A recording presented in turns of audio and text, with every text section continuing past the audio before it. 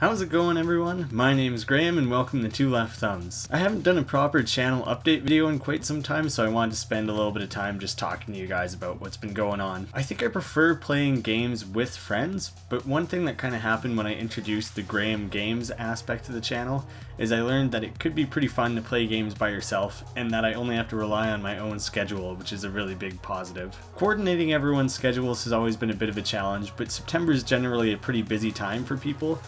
Fucking bug flying in my face. So while everyone's busy, I've found it easier to carve out time to record Graeme Games than I have for Two Left Thumbs. And so I thought something to switch things up a little bit and make it a little bit easier on everyone so they don't feel pressured to record is that maybe I would do about a week of just Graeme Games videos. I'm going to stick to the typical schedule of 2 recordings a day. It'll just all be Graeme Games for the next little while. That'll give me some time to slowly record some more Two Left Thumbs and stockpile those videos to use in the future. I'm definitely going to be continuing the Madness Project Nexus 2 series, Reigns, and probably Headlander.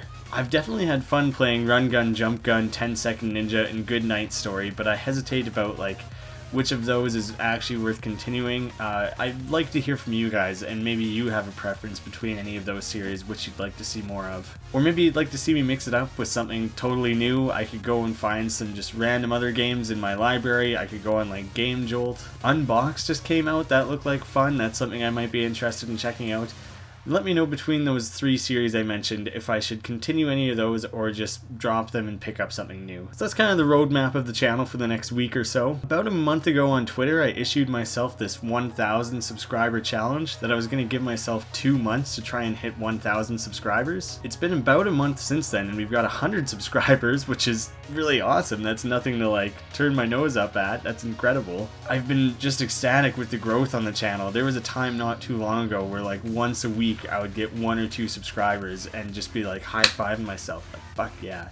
And now it's every day is 3 or 4, and that's crazy. That's so exciting to see. When I issued myself that challenge, I had several things in mind that I thought each would be at least little blips in the subscriber count. One of those was my Rick and Morty Pokemon Go crossover animation. There are a lot of Pokemon Go animations out there and not a lot of Rick and Morty animations. It was something I wanted to make anyways because it's really fun to play around with different animation styles like that. It's the most viewed thing on the channel. It's closing in on 10,000 views, which is super awesome. But I'd be lying if I said I didn't hope that would catch on and be getting the type of traction that other Pokemon Go videos have. There's a lot out there and a lot of them have 500,000 to several million views, and I was kind of hoping that maybe I might squeeze into that tier. So the sub boost didn't quite come and it didn't quite catch on the way I hoped it would. But I do have a few more tricks up my sleeve that I'm hoping might bridge that gap in the next month. But I'm just constantly becoming more and more aware of how absolutely unpredictable the wants and whims of the internet are.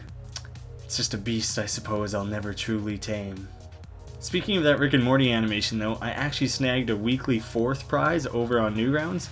That's my first personal weekly award ever. I'll admit it was a bit of a slow week on Newgrounds. The top 5 was a little bit lower scoring than you would typically see, but I'm not going to let that diminish my accomplishment. I'm way too stoked about that. I have been on Newgrounds for around 10 years and that's something I've been working towards this whole time, is gaining myself a weekly award. I came close twice before where I got weekly 7th or 6th or something, and there's no physical reward for that. So finally, I got that little tiny icon of my submission and I'm super excited about it.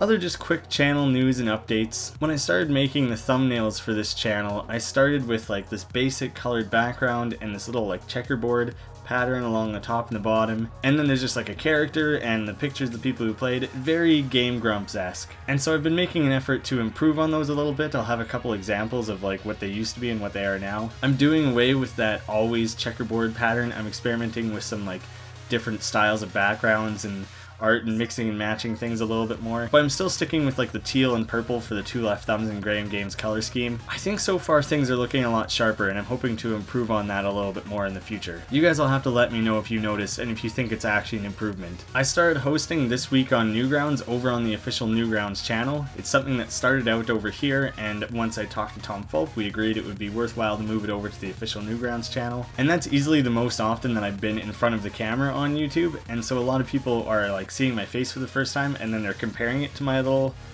cartoon graphic version of myself. And really that was a doodle that I whipped up in minutes back when the channel first started because I wanted to put out a video right away and I just needed something quick to be done. Myself, Kirk, and Brett were the first 3 all made, and they're all just these like quick doodles. And for every subsequent person who's been added after that, I tried to spend more time to make it look like a more cartoony version of themselves. It's a little bit more true to life while still being cartoony. So a couple people have said that maybe I should consider updating those 3 icons, especially my own, considering it's like prominently in like every video. So I might play around with that. I might post some like demos of it on Twitter or something if you guys want to check that out. Maybe I'll like do several variants and you guys can let me know which one actually looks the most true to form. I hate drawing myself so much, and I think a lot of people do. And I think the issue with that is that you have a very particular image of yourself, and that image of yourself highlights anything you consider a flaw. And so the current existing cartoon version of myself has like this big fat chin on it, and that's because I'm just drawing attention to the fact that I know I have a very prominent chin, and my chin is actually quite crooked. And so in my mind, that's like the big main thing that people see when they see me, I guess, and so I like drew particular attention to that. Whole weird thing. Yeah, my own self-consciousness wasn't really something I was planning to get into in this video. But while I'm speaking about putting my face in front of the camera and stuff, I did want to talk about me using Facecam for the first few times. I never had any interest in it, but I always thought if I played games that were either scary or very frustrating, then the Facecam would actually add something and it would be funny and worthwhile. And so the first time I used it was for Play With Me, which was a horror game that came out not too long ago. There are YouTubers that I follow that both do and don't use Facecam, and I enjoy both of their content. But then all of a sudden going back to my own video and seeing me freak out on the Facecam while playing that game, I like kind of got it. There was like a switch in my brain that got flicked on. That's like, oh, there's a lot more of like this personal connection that's going on with the Facecam that maybe I've been lacking before. And so I was curious what you guys thought. If you enjoyed the recent addition of Facecam to the Graeme Games videos, the plan would be to only have it in Graeme Games, not 2 left thumbs. But if you guys are fans of the Facecam, then maybe that's something I'll include outside of horror and rage games. Maybe it'll just be a general feature of Graeme Games videos. One other thing I've been putting some thought into lately is the lack of a channel trailer. For a long time I've had a thing on the main page of the channel which is like the best of the first 100 videos. That was fun to put together, but it took quite a while and it's like 20 minutes or something. So I want to sit down and put some time into making something that's maybe like 60 seconds of just quick rapid fire goofy shit from the channel and put that up front, and I'm curious to see what people think of that. When I look at other people's channels, that's typically the first thing people are seeing, and so it gets a lot of views. People are actually stopping and watching those trailers. And maybe that's a side of things that I haven't really been capitalizing on, and maybe I really should introduce a channel trailer so people get a feel for what they're getting into with this channel. I think that's all I wanted to get into today. Hey, let me know how you feel about Graeme Games Week. Let me know which of those games you want to see me play. And maybe you could let me know if there's any major games coming out you'd like me to check out. Anyways, thanks so much for watching, guys, and I'll see you again soon. And hey, if I add Facecam, maybe I'll be seeing you more often than we have otherwise.